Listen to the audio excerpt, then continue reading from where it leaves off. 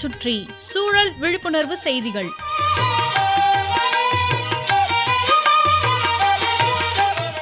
அன்புள்ள வெங்கடாஜலபதி ஐயா அவர்களுக்கு உங்கள் மாணிக்கம் எழுதும் மடல்.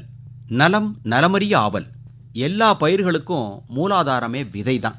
விதைகள்லேருந்து முளைச்சி வர்ற செடி வளர்ந்து மரமாகி நமக்கு பலன் நிறைய கொடுக்குது.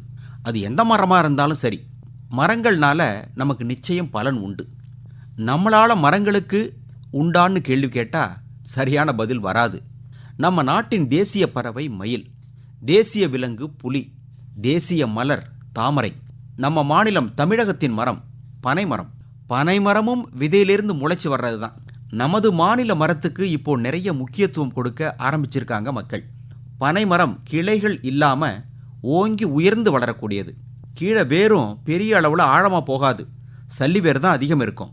பனைமரத்தின் நுங்கு நாம் சாப்பிடுவோம், பதநீர் குடிப்போம், நல்லா இருக்கும். வெயில் காலத்துக்கு ஏற்றது. பனம்பழத்தின் சுவையும் தேனை ஒத்திருக்கும்.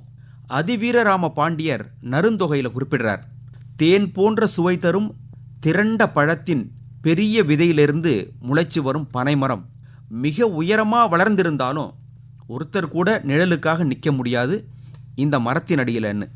ஆனால் சின்ன பழம் தரும் ஆலமரம், வெங்கடாஜலபதி ஐயா, இந்த பழத்தில் இருக்கும் சின்ன விதை அவ்வளவு பெரிய ஆலமரத்தை உருவாக்குது. இந்த மரத்தின் அடியில் பேருருவம் கொண்ட யானைக்கும் கூட நிழல் கிடைக்கும். அதனால் உருவத்தை வச்சு யாரையும் நாம் எடை போட்டுட முடியாது. கடுகு சிறுத்தாலும் காரம் பொறுக்காது. ஆனால் எந்த மரமாக இருந்தாலும் அந்த மரத்தை வச்சு பார்க்கணும். ஏதாவது ஒரு வகையில் நமக்கு உதவிகரமாக இருக்கும். பூமிக்கு அரணாக இருக்கக்கூடியவை மரங்கள். அவை வெட்டி வீழ்த்தப்படுகின்றன. இதனால தான் மழை பெய்யும் அளவு வெகுவாக குறைஞ்சிருக்கு. சராசரி வெப்பநிலை கடுமையாக உயர்ந்திருக்கு. நிலத்தடி நீர் அதில் பாதாளத்துக்கு போயிடுச்சு. சுற்றுச்சூழல் மாசடைஞ்சிடுச்சு. இதன் காரணமாக குழந்தைகளுக்கும் பெரியவர்களுக்கும் வரக்கூடிய நோய் நொடி அதிகமாயிட்டிருக்கு. என்ன செய்யலாம்? பூத்து குலுங்கிய பசுஞ்சோலை பாலையாகி கொண்டிருக்கு. சிட்டுக்குருவிகளும் கொக்கும் நிறைந்திருந்த நமது வானம் வெறிச்சோடி கிடக்கு.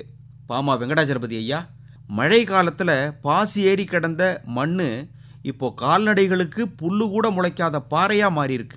வற்றாத நதிகள்லாம் கூட மைதானமாயிட்டிருக்கு. இவ்வளவு பெரிய மாற்றங்கள் ஏற்பட்டும் கூட நாம் இன்னும் மாறாமல் இருக்கிறோம். நாம் வாழ நமது சூழல் நல்லபடியாக இருக்கணும். அதை விட நமது சந்ததியினருக்கு நல்லதொரு சூழலை கொடுக்கணுங்கிற எண்ணம் படைக்காமல் இருக்கிறோமே. திருடனாய் பார்த்து திருந்தாவிட்டால் திருட்டை ஒழிக்க முடியாது என்ற பொன்மொழி தான் நமது நினைவுக்கு வருது. உங்களுக்கு நினைவூட்டுவது உங்கள் மடல் மாணிக்கம்.